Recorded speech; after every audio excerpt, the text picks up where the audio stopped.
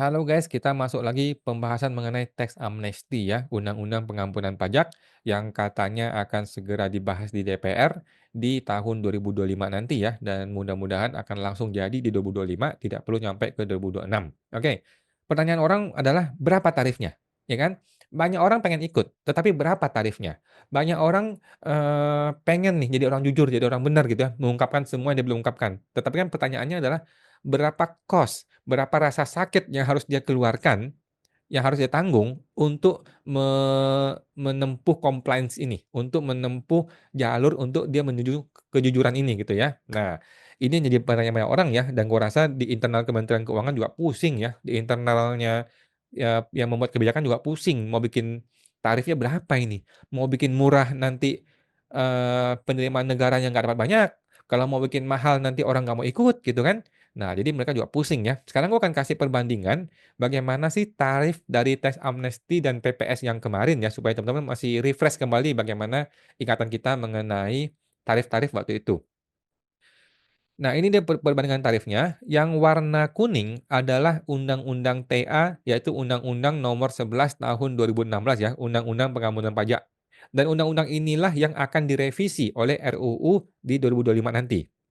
Kemudian ada PPS K1 dan PPS K2, ini warna hijau dan warna oranye sini. Ini adalah undang-undang HPP ya, undang-undang HPP yang kemudian dilaksanakan oleh PPS ya, PMK PPS. Oke.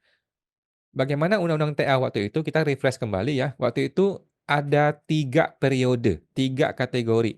Bulan pertama hingga bulan ketiga, bulan keempat sampai dengan bulan Desember. Jadi ini bulan Juli, Agustus, September, kemudian Oktober, November, Desember, kemudian Januari sampai Maret. Ada 3 periode waktu ya.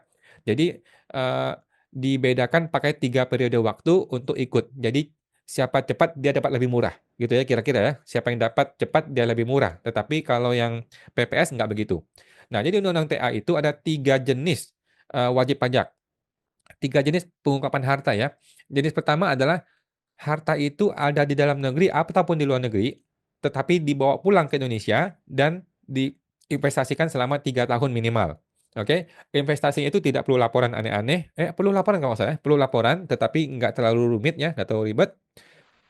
Selama 3 tahun diinvestasikan, maka lu dapat 2%, 3%, 5% ya. 2% itu 3 bulan pertama, 3% itu 3 bulan kedua, dan 5% adalah 3 bulan ketiga, yaitu Januari sampai Maret 2017 ya. Undang-undang TA itu tembus sampai 2017. Kemudian tipe pengungkapan yang kedua adalah harta luar negeri yang tidak dibawa pulang ke Indonesia. Tadi kan dibawa pulang, sekarang tidak dibawa pulang ya. Eee, Bulan pertama, ketiga itu 4%, bulan keempat itu 6%, kemudian 10%. Kalau nggak salah seperti itu ya. Kemudian khusus UMKM. Nah, khusus UMKM ada 2 kategori, pengungkapan harta sampai dengan 10 miliar dan pengungkapan harta lebih dari 10 miliar ya.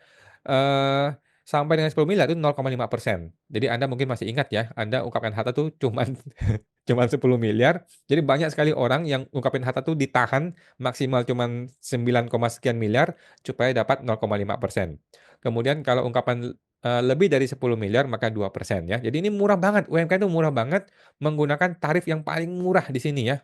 Jadi banyak orang waktu itu berbondong-bondong menjadi UMKM, kemudian melaporkan, harta berapapun itu 2% atau 0,5 jika masih di bawah 10 M. Ini murah sekali teman-teman, murah banget.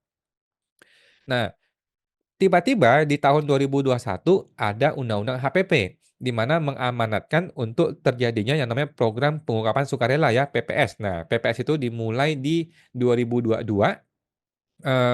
mulai Januari ya, Januari 2022, berlaku selama 6 bulan ya, 2022, Januari sampai 30 Juni untuk 2 kategori. Jadi kategorinya itu, eee, PPS K1 dan PPS K2 ya, kebijakan 1 dan kebijakan 2. Kebijakan 1 ini warna hijau, kebijakan 2 ini warna oranye.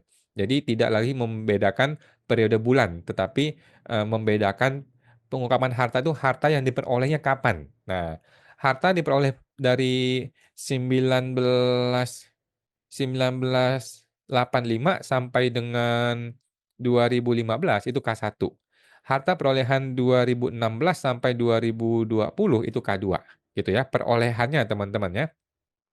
Nah, Ada 3 kategori harta yang dilaporkan. Kategori pertama adalah dalam dan luar negeri dibawa pulang, kemudian diinvestasikan minimal 5 tahun, itu dapat 6%.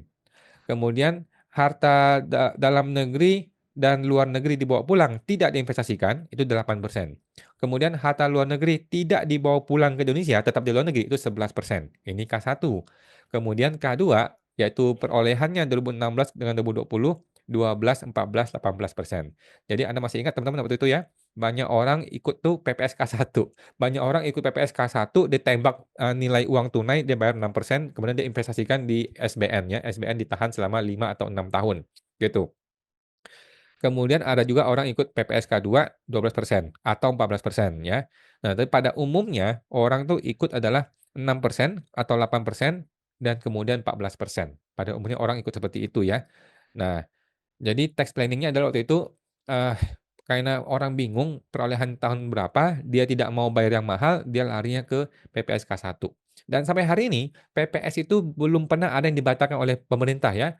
Undang-undang TA juga sama ya, orang yang ikut TA dan orang yang ikut PPS itu tidak pernah dibatalkan TA atau PPS-nya ya. Nah, walaupun diancam-ancam di mana-mana ya, bahwa Anda bisa dibatalin loh PPS-nya, faktanya tidak ada satu pun PPS yang dibatalkan oleh pemerintah.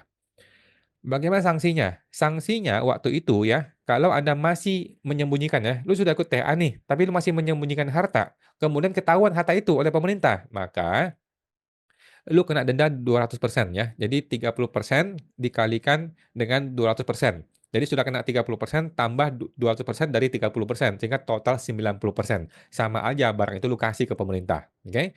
Tetapi direvisi menjadi pas final ya, PMK pas final menjadi 12,5%. Dan sampai hari ini masih berlaku ya, sampai hari ini masih berlaku. Kalau lu punya harta 2015 ke belakang yang belum dilaporkan di TA maupun PPS K1, Anda boleh ikut yang namanya, pas final bayar 12,5%, oke. Kemudian sanksinya bagi yang tidak ikut PPS itu adalah 30% dan 30%, tetapi sampai hari ini faktanya belum pernah ada orang yang kena ya 30%, lagi pula petunjuk teknisnya tidak ada sampai hari ini ya, mungkin karena nggak sempat kali ya. Oke, nah sekarang bagaimana, ramalan kita untuk TA 2025, oke? Bagaimana ramalan kita? Gua akan meramal dulu, tetapi ini teman-teman ya, hanya perkiraan gua saja, mudah-mudahan betul, tapi belum tentu betul teman-teman ya. Jadi di TA nanti 2025, gua berpikir ya, mungkin akan ada 3 periode. Ada K1, K2, K3 ya. K1 itu adalah 1985 sampai 2015, artinya harta yang diperoleh 1985 sampai 2015. K2 adalah harta yang diperoleh 2016 ke 2020. K3 adalah harta yang diperoleh 2021 sampai 2024 atau 2023. Nanti kita lihat ya, apakah TA ini meng-cut off di 2024 atau 2023. Oke. Jadi akan ada 3 kategori seperti ini. Bagaimana tarifnya? Gue sih berpendapat ya, kalau gue boleh kasih saran ya, pendapat gue ya, samain aja deh, sama aja dengan PPS. Jadi mending tarifnya disamain dengan PPS aja, K1-nya itu 6, 8, 11, ini sudah berat. Kemudian K2 itu 12, 14, 18. Bagaimana dengan K3? K3 itu ada harta yang diperoleh di 2021 sampai 2024. Gue berpikir 15, 17, 20. Kenapa begini? Supaya tidak membingungkan dengan angka-angka yang sebelumnya. Jadi jangan sampai di sini ada 18 nih. Kalau sini ada 18, nanti orang bingung antara K2 dan K3 gitu loh. Jadi sebaiknya dipisahkan, betul-betul dibedakan tarifnya gitu ya. 15, 17, 20 gitu. Kalau nggak lapor ya kena denda 30%. Nah, kira-kira seperti itu. Sekarang pertanyaannya adalah apakah tarif ini terlalu mahal atau terlalu murah? Nah, jadi gini teman-teman ya. Tarif itu bisa mahal bisa murah tergantung dari kepercayaan diri dari presiden. Prabowo seberapa percaya diri, gitu ya. Waktu dulu, Jokowi kan kita ingat ya, dia mengatakan ada 11.000 triliun, di mana itu omong kosong, nggak pernah diungkapkan sampai hari ini ya. Tetapi, waktu itu dia sampai mengungkapkan keyakinan gitu ya, makanya dia berani gitu ya. Dan emang TA bagus ya, TA 2015 karena itu lagi gembar-gembor, iklan yang bagus di mana-mana sehingga banyak orang ikut.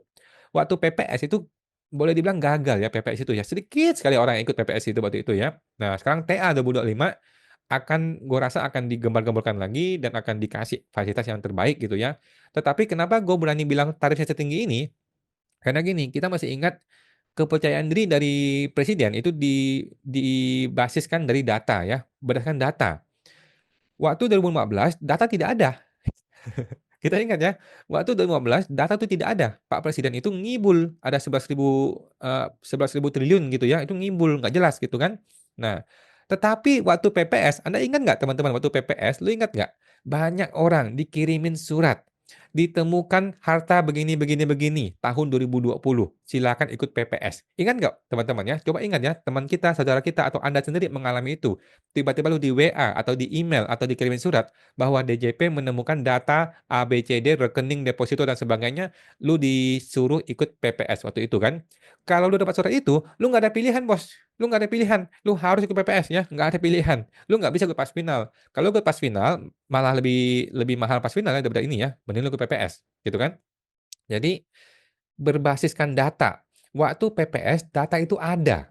Dan data itu dipakai untuk menekan wajib pajak. Ya, memang seperti itu sudah betul ya. Nah, sekarang pertanyaannya, 2025 bagaimana? Menurut gua 2025 itu data bahkan lebih lengkap lagi teman-teman ya. Datanya Cortex. Cortex itu langsung dia mengintervensi ke sistemnya perbankan, langsung dapat data elu, langsung diolah, langsung dapat lu punya saldo uang sekian, dan lu akan dipaksa ikut PPS atau ikut TA 2025. Oke. Jadi dengan data yang lengkap, data yang sangat akurat, gua rasa DJP berani bikin gebrakan, berani bikin tarif yang tinggi, dan lu terpaksa gitu ya, wajib pajak terpaksa ikut, PPS atau ikut TA ini karena data Cortex-nya ditemukan, data Cortex didapatkan gitu ya. Dan ini bukan cuman orang-orang yang punya simpanan deposito ya, tetapi termasuk properti, tanah bangunan, mobil, motor, akan ketemu tuh data-data seperti itu ya, akan ketemu termasuk saham, data-data yang selama ini tidak terkonfirmasi, tidak tidak mudah didapatkan oleh DJP, sekarang menjadi didapatkan gitu ya, menjadi dimiliki oleh DJP datanya, dan dia bisa kasih data itu kepada wajib pajak, dan orang akan dipaksa ikut TA ini, gitu ya. Jadi gua rasa tergantung dari kepercayaan dirinya presiden, dan Sri Mulyani ya, gua rasa tidak akan diturunkan tarifnya ya. Kalau diturunkan lagi, negara bisa kehilangan muka, gitu kan. Masa kemarin udah kasih 6 sampai 18%, tiba-tiba sekarang mau turunin lagi ke model model TA yang 2%, rasa-rasanya sih enggak ya, dengan kekuasaan dan kekuatan dari Sri Mulyani, ditambah data Cortex, gua rasa sih, eee tidak akan dibikin murah gitu teman-teman ya, karena mereka punya data yang lengkap, data yang sangat akurat, dan terlebih lagi, negara lagi butuh duit, gitu ya. Dan tingkat kepercayaan diri dari para orang-orang pajak itu lagi tinggi-tingginya nih, karena Cortex, begitu ada Cortex, datanya lengkap, masuk, lu dikirimin surat, kalau nggak mau ikut TA, ya lu dihabisin nanti gitu ya teman-teman ya. Jadi menurut gua arahnya adalah akan lebih baik lagi, lebih lengkap lagi, dan orang akan tarif lebih tinggi. Itu pendapat gua pribadi teman-teman ya, dan kita masih menunggu ya, TA ini belum tentu jadi juga barangnya ya. Nanti di Januari, Februari, mari kita lihatlah, akan ada tanda-tanda nih, jadinya kapan dan jadinya seperti bagaimana, draft-nya itu kan sudah muncul lah di awal tahun. Gitu teman-teman ya, semoga terbantu, sampai jumpa lagi.